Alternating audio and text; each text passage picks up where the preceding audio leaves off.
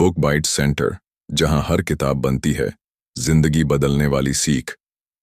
यह चैनल उन लोगों के लिए है जो कम समय में बड़ी बड़ी किताबों की गहराई तक पहुंचना चाहते हैं। यहां आपको मिलेंगी बेस्ट सेलर और मोटिवेशनल किताबों की short powerful summaries, life changing insights और प्रैक्टिकल लेसन्स, वो भी हिंदी में। हेलो दोस्तों, चैप्टर 1, सेल्फ सैबोटाज को समझना। सोचिए, आपके पास कोई बड़ा सपना है। शायद करियर में कुछ बड़ा करना चाहते हैं, या कोई नया काम शुरू करना चाहते हैं, या अपनी सेहत को बेहतर बनाना चाहते हैं। लेकिन जैसे ही आप शुरुआत करने वाले होते हैं, अचानक आप टाल मटोल, प्रोक्रेस्टिनेट करने लगते हैं। आप खुद को समझाने लगते हैं, अभी सही समय नहीं है, थोड़ा और इंतजार कर लेते हैं। कभी आप डर की वजह से पीछे हट जाते हैं, कभी आप खुद से कहते हैं, शायद मैं इतना अच्छा नहीं हूं, मेरे बस की बात नहीं है। यही है सेल्फ सैबोटाज, यानी अपने ही सपनों को खुद बिगाड़ना। सेल्फ सैबोटेज क्यों होता है? ब्रियाना वीस्ट बताती हैं कि सेल्फ सैबोटेज कोई गलती या कमजोरी नहीं, बल्कि एक सर्वाइवल मैकेनिज्म है। हमारा दिमाग हमें कंफर्ट जोन में रखना चाहता है, क्योंकि वहीं वो सुरक्षित महसूस करता है। लेकिन ग्रोथ और चेंज हमेशा कंफर्ट जोन के बाहर ही होती है। इसलिए जैसे ही हम कोई बड़ा कदम उठाने लगते हैं, दिमाग डर और शक पैदा करने लगता है। एग्जाम्पल, आपको जिम जाना है, लेकिन अचानक आप कहते हो, कल से शुरू करूंगा। आपको एक नया प्रोजेक्ट बनाना है, लेकिन आप नेटफ्लिक्स देखने बैठ जाते हो। आपको किसी से अपने दिल की बात कहनी है, लेकिन आप डरकर चुप हो जाते हो। ये सब सेल्फ सैबोटाज के ही रूप हैं।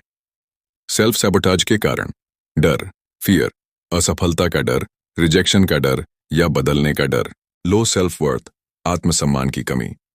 जब आपको लगता है कि मैं डिजर्व ही नहीं करता, तब आप खुद को रोक लेते हो। कंट्रोल की चाहत, इंसान अनजाने से डरता है। ग्रोथ अनसर्टन है, इसलिए हम कंट्रोल रखने के लिए वहीं अटके रहते हैं। पास्ट ट्रॉमा, बीते हुए घाव, बचपन या पिछली जिंदगी की तकलीफें हमारे आज के फैसलों को सैबोटाज कर देती हैं। सेल्फ सैबोटाज का असली सच, लेखिका कहती हैं, सेल्फ सैबोटेज असल में हमारी अनसुलझी भावनाओं, अनरिजॉल्व्ड इमोशंस का नतीजा है। जब हम अपने दर्द को हील नहीं करते, तो वो डर बनकर हमें रोकता है। जब हम खुद पर विश्वास नहीं करते, तो बार बार खुद को सैबोटाज करते हैं। मतलब, पहाड़ बाहर नहीं है, पहाड़ हमारे भीतर है। इससे निकलने का रास्ता: अवेयरनेस, जागरूकता। सबसे पहले ये पहचानना कि हाँ, मैं खुद को रोक रहा हूं। इमोशनल हीलिंग, अपनी पुरानी चोटों को हील करना, ताकि वो आज की जिंदगी पर असर न डालें। ग्रोथ माइंडसेट, खुद से कहना, मैं डर के बावजूद कदम बढ़ाऊंगा। चैप्टर 1 का संदेश: सेल्फ सैबोटाज कोई दुश्मन नहीं, बल्कि एक संकेत है। ये बताता है कि आपके भीतर अभी हीलिंग और अवेयरनेस की जरूरत है, और जब आप इसे समझ लेते हैं, तभी असली सेल्फ मास्टरी की शुरुआत होती है। यानी किताब की पहली सीख यही है, आपका सबसे बड़ा दुश्मन कोई और नहीं, आप खुद हैं। और जब आप खुद पर जीत हासिल कर लेते हो, तो दुनिया की कोई ताकत आपको रोक नहीं सकती। Chapter 2, the mountain is you. कल्पना कीजिए, आप एक पहाड़ के सामने खड़े हो। वो पहाड़ बहुत ऊंचा है, ठंडा है, और चढ़ाई खतरनाक लगती है। आपको लगता है, काश ये पहाड़ मेरे रास्ते से हट जाए तो मेरी मंजिल आसान हो जाएगी। लेकिन ब्रियाना वीस्ट कहती हैं, वो पहाड़ कोई बाहर की चीज नहीं है, वो पहाड़ आप खुद हैं।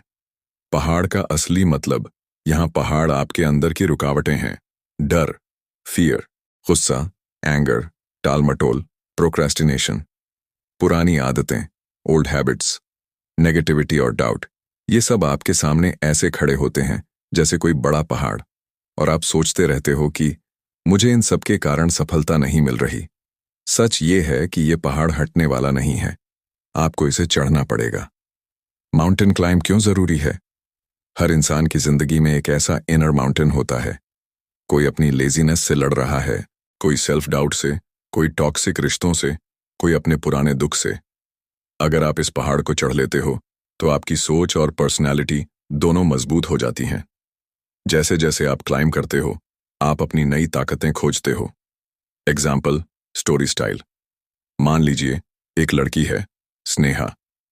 स्नेहा हमेशा सोचती है कि वो अपना बिजनेस शुरू करेगी, लेकिन हर बार उसके दिमाग में एक आवाज आती है, अगर असफल हो गई तो? लोग हंसेंगे तो? शायद मुझ में टैलेंट ही नहीं है। वो बिजनेस शुरू नहीं करती। असली रुकावट बाहर नहीं थी, क्लाइंट्स, पैसे या मार्केट नहीं। असली रुकावट थी उसका खुद का डर। यानी स्नेहा का असली पहाड़ वही खुद थी। पहाड़ से भागना क्यों गलत है? अगर आप उस पहाड़ को इग्नोर करोगे तो वो वहीं खड़ा रहेगा।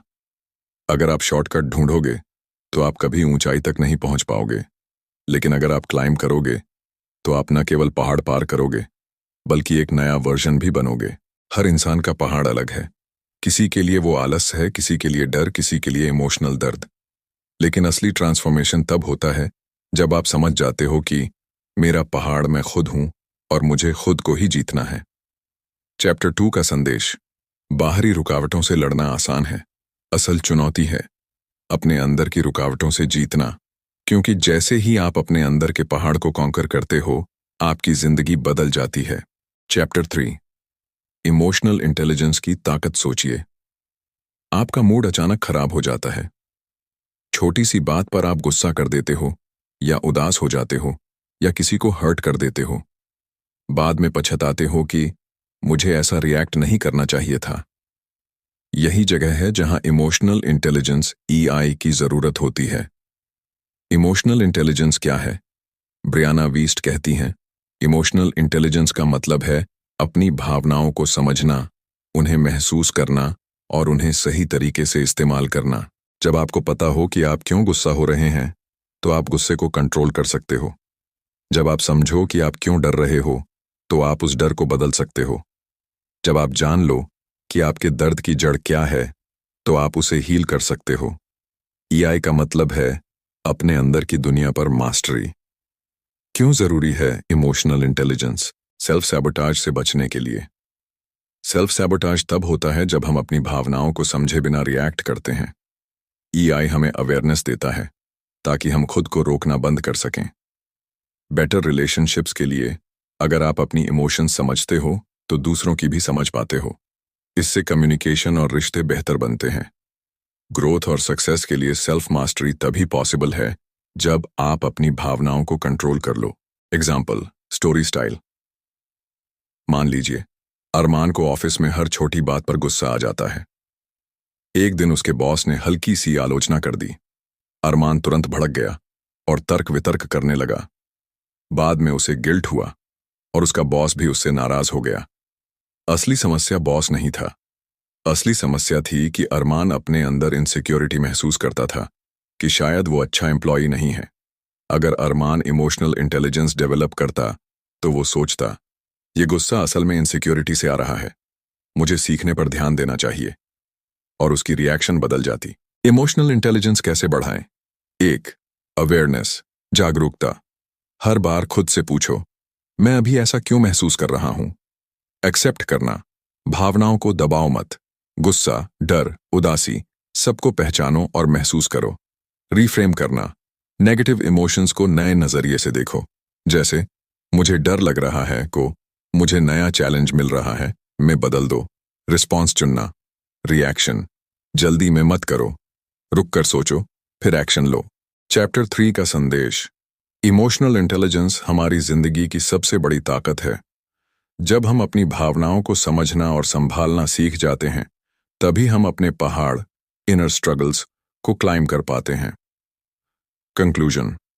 अगर आपको अपने जीवन में मास्टरी चाहिए तो पहले अपनी इमोशंस पर मास्टरी पाओ, क्योंकि फीलिंग्स ही आपको या तो रोक सकती हैं या आपको आगे बढ़ा सकती हैं।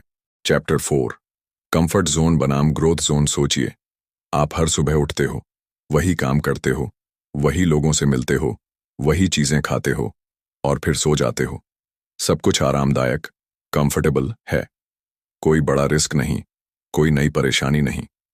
लेकिन अंदर से आपको लगता है, मेरी जिंदगी में कुछ मिसिंग है, मैं आगे क्यों नहीं बढ़ पा रहा?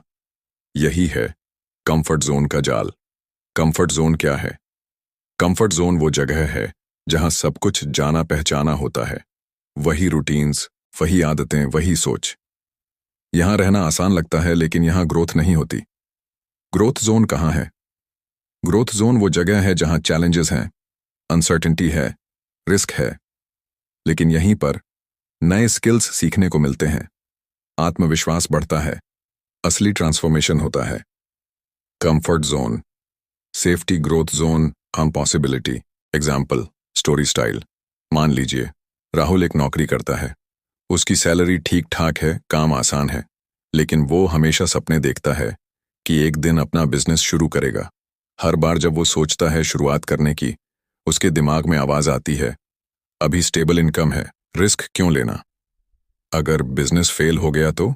इसलिए राहुल बार बार उसी कंफर्ट जोन में वापस चला जाता है। नतीजा, साल बीतते जाते हैं, पर उसका सपना सपना ही रह जाता है।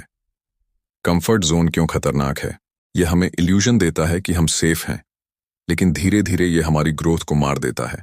हमें लगता है कि हम जी रहे हैं, लेकिन असल में हम रुके हुए हैं। ग्रोथ जोन में जाने का रास्ता, फियर को एक्सेप्ट करो। डर का मतलब है आप सही डायरेक्शन में जा रहे हो। छोटे कदम लो। कंफर्ट जोन से एकदम बाहर कूदने की जरूरत नहीं, हर दिन छोटा सा स्टेप लो। अनसर्टेनिटी को अपनाओ। ग्रोथ हमेशा अननोन में होती है, इसे दुश्मन नहीं, दोस्त मानो। Celebrate progress. हर बार जब आप डर के बावजूद एक्शन लेते हो, खुद को अप्रिशिएट करो। चैप्टर 4 का संदेश। कंफर्ट जोन आपकी सिक्योरिटी देता है, लेकिन ग्रोथ जोन आपकी आइडेंटिटी बनाता है। अगर आप अपने पहाड़ को क्लाइम करना चाहते हो, तो आपको कंफर्ट जोन से बाहर निकलना ही पड़ेगा। कंक्लूजन, जिंदगी का असली मजा और असली ऊंचाई ग्रोथ जोन में है। कंफर्ट जोन से बाहर कदम रखते ही आप वो इंसान बनने लगते हो जो बनने के लिए आप पैदा हुए थे। चैप्टर 5, पैटर्न्स तोड़ना। सोचिए, हर सुबह आप ठानते हो, आज से मैं बदल जाऊंगा, आज से टाल मटोल छोड़ दूंगा, मोबाइल पर समय बर्बाद नहीं करूंगा और डिसिप्लिन से काम करूंगा। लेकिन शाम तक आप पाते हो कि आप फिर वही पुराने ट्रैक पर लौट आए।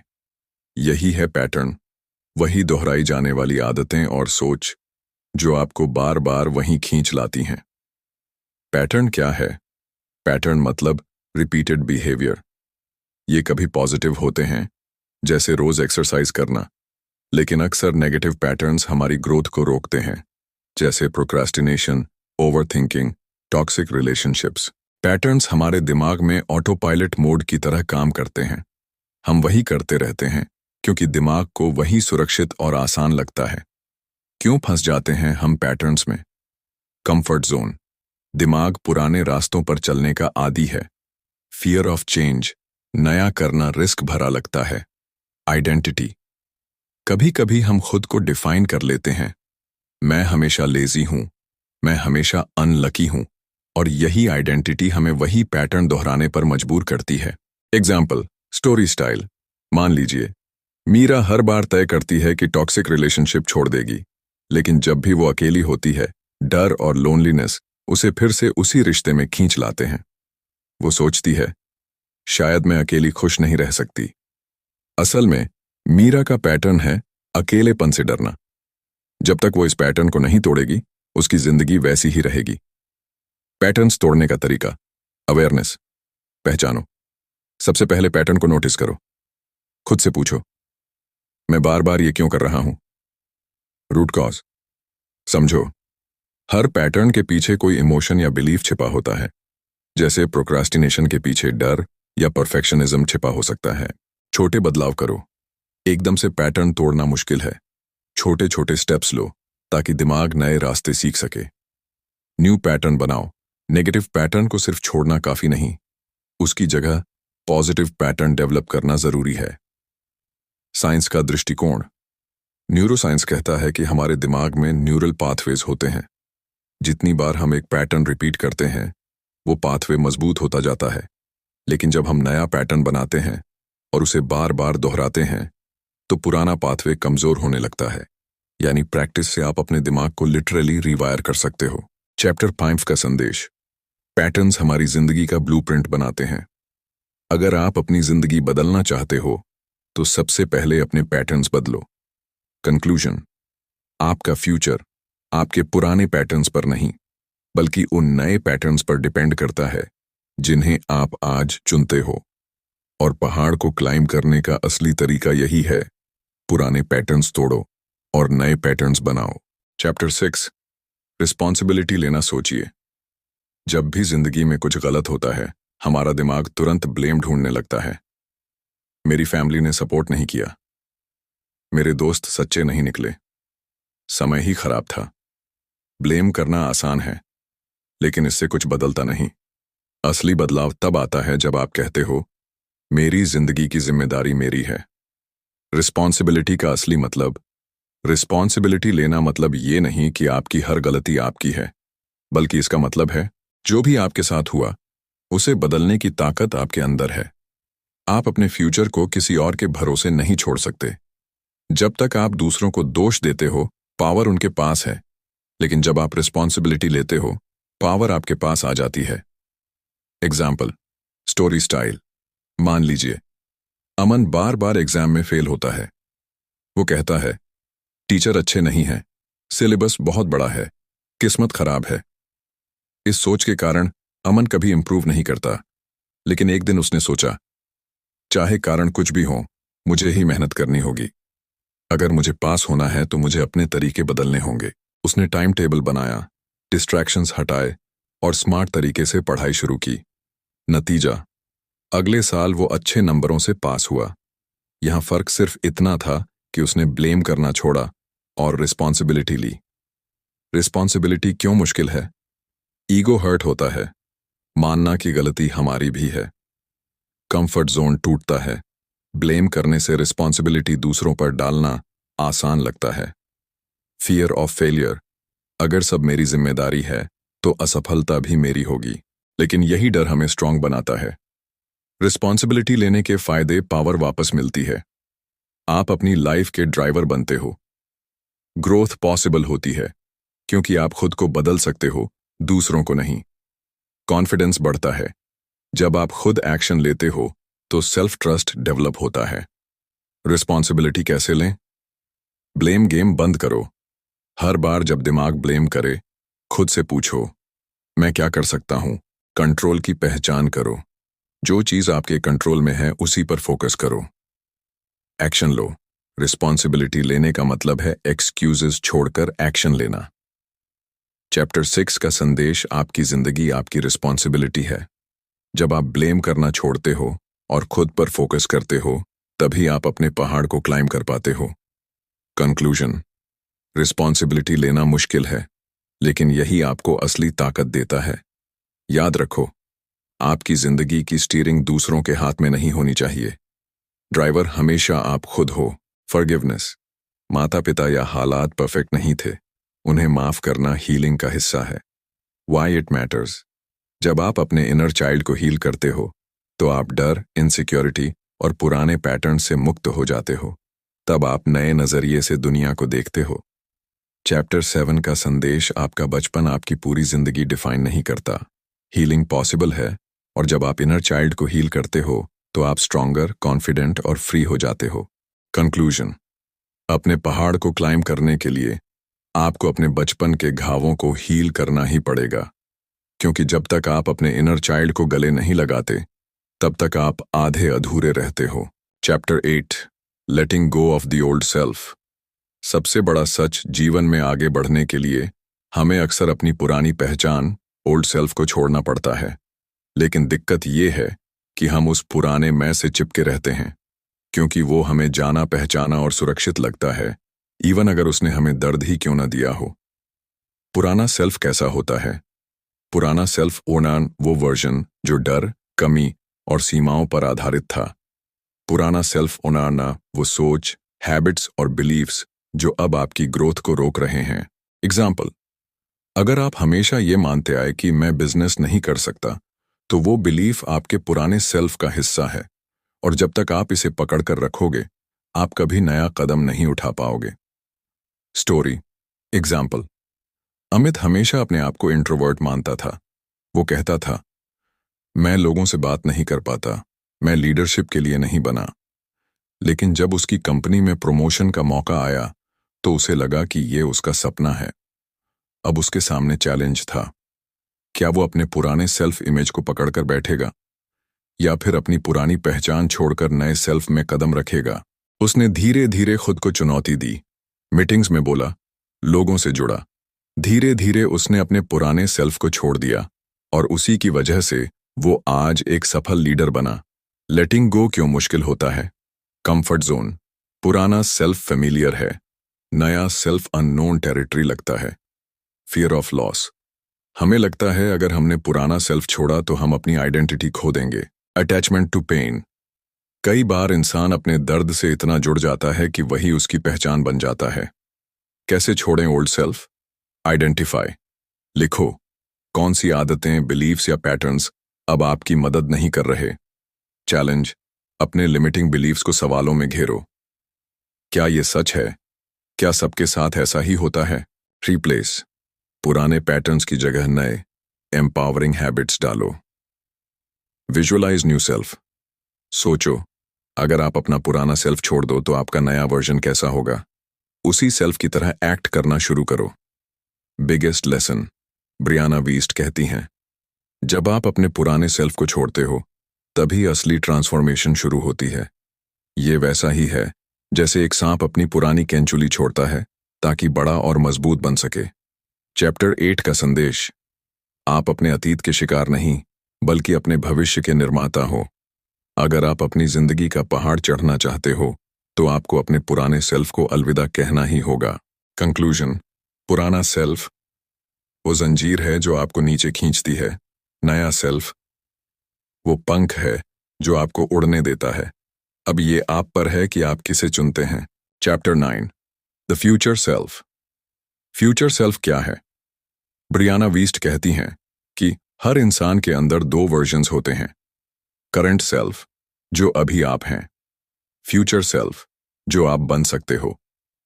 फ्यूचर सेल्फ वो वर्जन है जिसने आपकी करंट प्रॉब्लम सॉल्व कर ली हैं, जो कॉन्फिडेंट, सक्सेसफुल और इमोशनली फ्री है, जो आज के स्ट्रगल्स को पीछे छोड़ चुका है। क्यों जरूरी है फ्यूचर सेल्फ बनाना? क्योंकि ग्रोथ सिर्फ पास्ट से भागने से नहीं होती बल्कि फ्यूचर की ओर कॉन्शियसली बढ़ने से होती है। आपका फ्यूचर सेल्फ आपकी जिंदगी का कंपास। अगर आप जानते हो कि आपको क्या बनना है तो आज के डिसीजंस अपने आप उसी दिशा में होने लगते हैं। स्टोरी एग्जाम्पल, नेहा हमेशा एंग्शियस रहती थी। उसे लगता था कि वो कभी कॉन्फिडेंट नहीं हो पाएगी। एक दिन उसने एक एक्सरसाइज की। उसने अपनी डायरी में लिखा, मेरा फ्यूचर सेल्फ कौन है। उसने इमेजिन किया कि उसका फ्यूचर सेल्फ स्टेज पर कॉन्फिडेंटली बोल रहा है, बिजनेस में डिसीजंस ले रहा है, ट्रैवल कर रहा है, खुश है। अब उसने खुद से पूछा, अगर मैं वो इंसान होती तो आज क्या करती? धीरे धीरे उसने छोटे छोटे कदम ली, पब्लिक स्पीकिंग क्लासेस ली, छोटे लेवल पर प्रैक्टिस की और हर बार उसने अपने फ्यूचर सेल्फ की तरह एक्ट करना शुरू किया। कुछ साल बाद वही नेहा सच में वो बन गई जिसे उसने अपने माइंड में देखा था। प्रैक्टिकल स्टेप्स, फ्यूचर सेल्फ को कैसे अपनाएं? Visualise clearly. रोज 5 मिनट बैठकर सोचो, आपका फ्यूचर सेल्फ कैसा है, वो क्या करता है, कैसा दिखता है। आस्क योरसेल्फ डेली, अगर मैं अपना फ्यूचर सेल्फ होता तो आज क्या करता? Act as if. धीरे धीरे अपने बिहेवियर्स को उसी तरह अलाइन करो। Detach from old story. ये मत सोचो कि मैं ऐसा ही हूं, बदल नहीं सकता। फ्यूचर सेल्फ हमेशा नया चैप्टर लिख सकता है। बिग ट्रूथ, आपका फ्यूचर सेल्फ पहले से आपके अंदर मौजूद है। वो कोई अलग इंसान नहीं है बल्कि वही आप हो, बस अपग्रेडेड वर्जन। जैसे सॉफ्टवेयर का नया वर्जन आता है, फीचर्स वही रहते हैं लेकिन ज्यादा पावरफुल और रिफाइंड।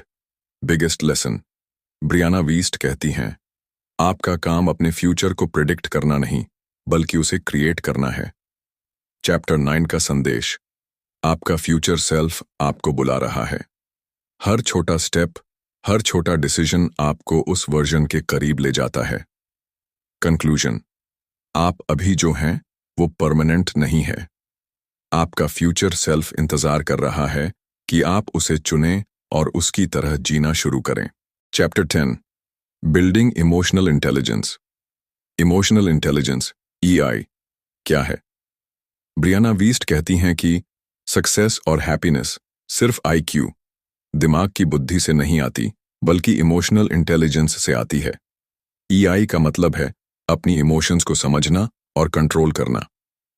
दूसरों की इमोशंस को पहचानना और रिस्पेक्ट करना, सिचुएशंस को मैच्योर तरीके से हैंडल करना। क्यों जरूरी है इमोशनल इंटेलिजेंस?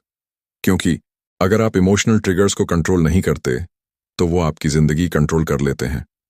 स्ट्रॉन्ग ईआई आपको बेटर रिलेशनशिप्स, करियर ग्रोथ और इनर पीस देती है। EI emotional stability plus maturity plus awareness. Story example, Rahul एक कंपनी में मैनेजर था, लेकिन छोटी छोटी बातों पर गुस्सा हो जाता था।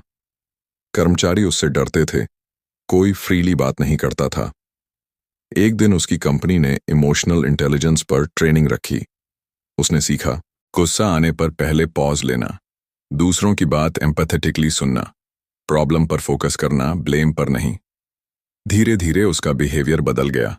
अब लोग उससे फ्रीली बात करने लगे, उसकी लीडरशिप क्वालिटीज बढ़ गईं और उसे प्रमोशन भी मिला। यही पावर है इमोशनल इंटेलिजेंस की। इमोशनल इंटेलिजेंस के 4 पिलर्स। सेल्फ अवेयरनेस, अपनी इमोशंस को पहचानना। मुझे अभी गुस्सा क्यों आ रहा है? सेल्फ मैनेजमेंट, अपनी इमोशंस को कंट्रोल करना। गुस्से में इमीडिएट रिएक्शन न देकर पॉज लेकर रिस्पॉन्ड करना। सोशल अवेयरनेस, दूसरों की फीलिंग्स समझना, एम्पैथी रखना।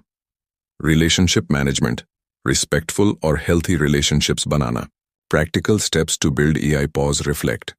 कोई भी स्ट्रॉन्ग इमोशन आने पर तुरंत रिएक्ट मत करो, 10 सेकंड पॉज लो। जर्नलिंग, रोज लिखो, आज कौन सी सिचुएशन में आपको इमोशनल ट्रिगर हुआ और आपने कैसे हैंडल किया। एम्पैथी प्रैक्टिस, खुद से पूछो, अगर मैं उनकी जगह होता तो कैसा फील करता। माइंडफुलनेस, मेडिटेशन या डीप ब्रीदिंग से अपने इमोशंस को बैलेंस करो। बिग ट्रूथ, इमोशनल इंटेलिजेंस का मतलब इमोशंस को दबाना नहीं है, बल्कि उन्हें हेल्थी तरीके से एक्सप्रेस करना है। बिगेस्ट लेसन, ब्रियाना वीस्ट कहती हैं, स्ट्रॉन्ग ईआई आपको रिएक्टिव इंसान से प्रोएक्टिव इंसान बनाता है। चैप्टर 10 का संदेश, अगर आप इमोशनली इंटेलिजेंट हो तो आपकी जिंदगी स्मूथ, रिलेशनशिप्स डीप और डिसीजंस स्ट्रॉन्ग हो जाते हैं। कंक्लूजन, इमोशनल इंटेलिजेंस वो फाउंडेशन है जो आपको हर सिचुएशन में कंट्रोल और क्लैरिटी देती है।